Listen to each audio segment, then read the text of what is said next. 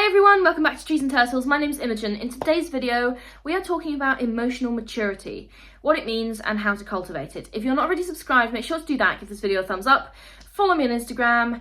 Let's get started. So what do I mean by emotional maturity? Well, I'm gonna run through a bunch of different ways to cultivate it in this video, and in the end, hopefully you'll have a good grasp of what emotional maturity is and how you can become a more emotionally mature person. Because I think when we interact with others in our social relationships, in our work lives, in our careers, same thing, in our friendships, in our romantic relationships, whatever, we can often run into people who are emotionally immature, and we can often display signs of emotional immaturity ourselves. And that often causes a lot of conflict, it can cause a lot of problems, and we really just want to avoid this as much as possible. And it's a really important thing for personal development that you learn how to cultivate emotional maturity and to become a generally more emotionally stable and considered adult.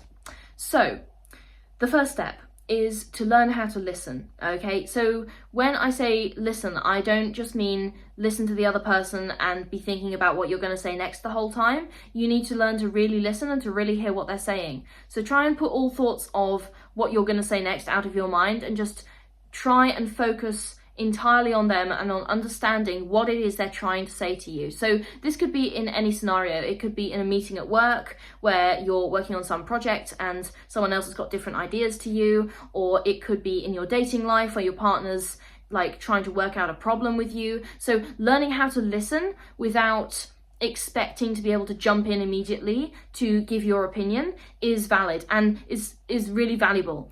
And it could be difficult, okay? Don't get me wrong, it's difficult because I am a very talkative person, as you may have gathered from the fact that I talk on my YouTube channel every day. But I'm a very talkative person and I am naturally kind of drawn to, you know, when someone's talking to me, I want to talk to them as well. And it takes a lot for me to just sit and listen to someone. And I have been getting better at that. But yeah, it's still a challenge because I immediately just want to jump in there and go, yes, oh, this and that, and you know, this and that and whatever. But if I can actually sit with it and be like, what are they trying to say to me? What are they trying to communicate? What concepts and what viewpoints are they trying to get across? It can actually be a much more active listening process. And, you know, you can ask them questions, you can ask them to clarify, you can really try and understand how it feels from their perspective. And once someone truly feels heard, it's a lot easier to make that a positive and productive interaction. So learn to listen. The second thing that you need to do in order to cultivate emotional maturity is to develop patience. Now, your listening exercise will probably have tested your patience a bit, and that's good because patience is like anything, it can be developed, okay? So again, I'm not a naturally patient person. I want things done yesterday, and when things are done yesterday, I wanted them done the day before. So I want things done like now, and I have like used that to be more productive because it kind of drives me to work a lot. But developing patience is key, especially if you have long-term goals and if you have a difference of opinion with someone and you're trying to work that out in a dynamic social environment. Then if you get impatient, you are going to get the other person riled up and it literally just escalates the situation. So if you're impatient with someone, it can, you know, and there is a place. Don't get me wrong, there is a place for impatience and there is a place to go, you know, I've told you this 5 times already.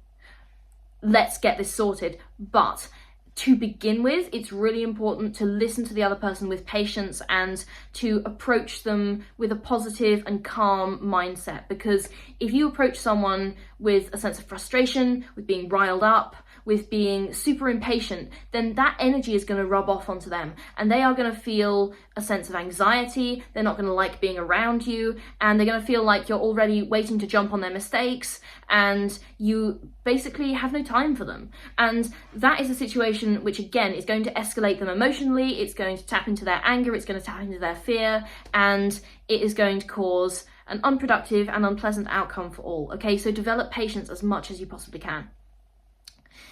All right, the next thing that you need to do is learn to communicate better. And now, what do I mean by communicate better? Sometimes when we are with other people in whatever setting, we fail to communicate properly. And when I say fail to communicate properly, we either aren't specific enough about what we're trying to achieve. So you know, I talk about specificity all the time in my goals videos. So if you're interested, go and check those out. But basically what I mean is we set a really vague goal. We're like, you know, I want to eat healthy in the new year.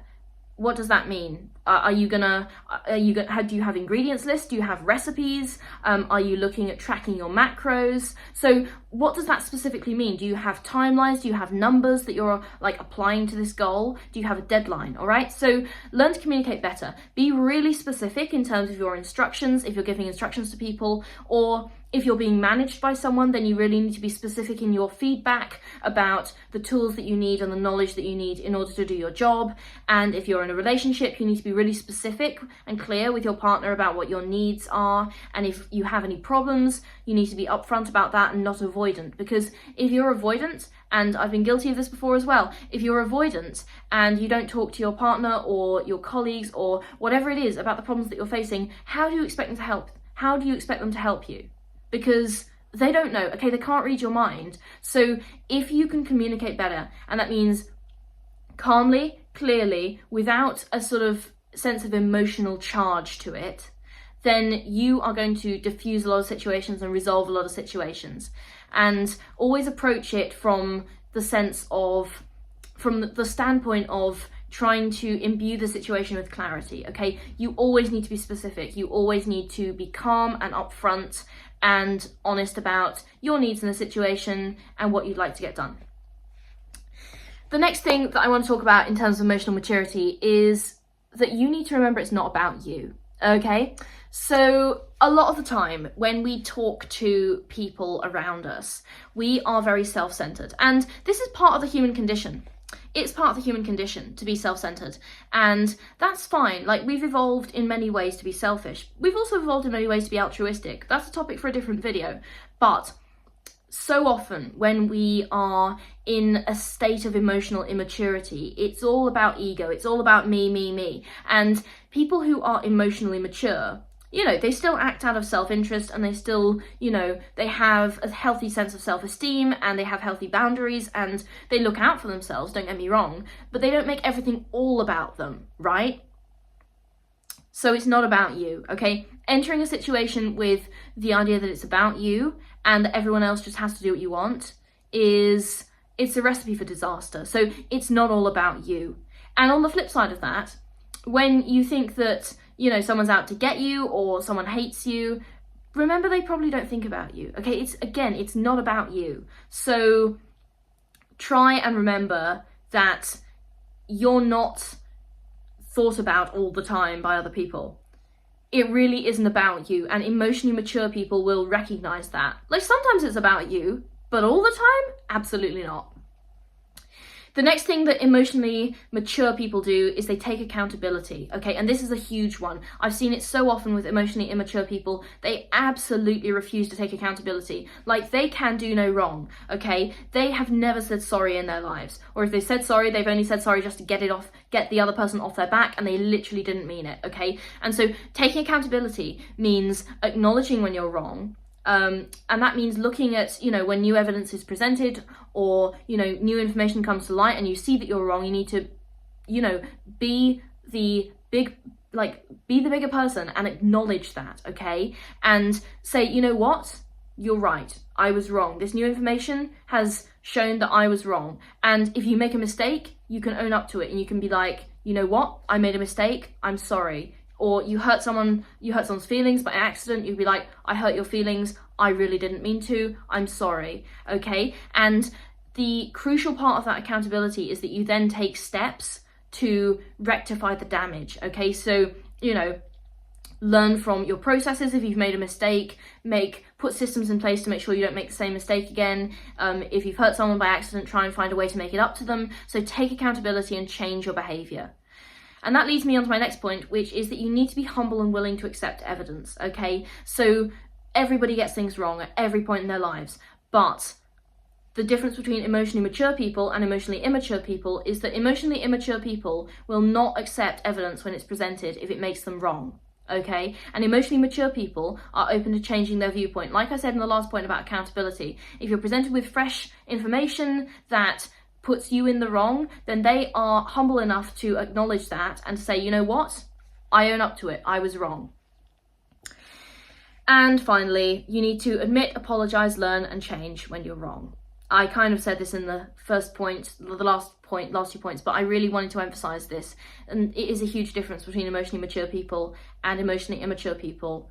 Emotionally mature people have they are able to admit when they're wrong and change their behaviour. They don't let their ego get in the way of the common good, okay? So if you're letting your ego get in the way of the common good and you're letting your ego allow you to harm other people, then you need to take a long look at yourself, because you're likely to be an emotionally immature person. But the positive side to this is I have now given you all the tools that you need to cultivate greater emotional maturity. Now, I'm sure there are other things you can do. These are the ones I could think of during my brainstorm. If you have any other ideas, let me know in the comments. I hope you enjoyed this video. Make sure to subscribe, give it a thumbs up, follow me on Instagram. I'll see you next time. Okay, bye.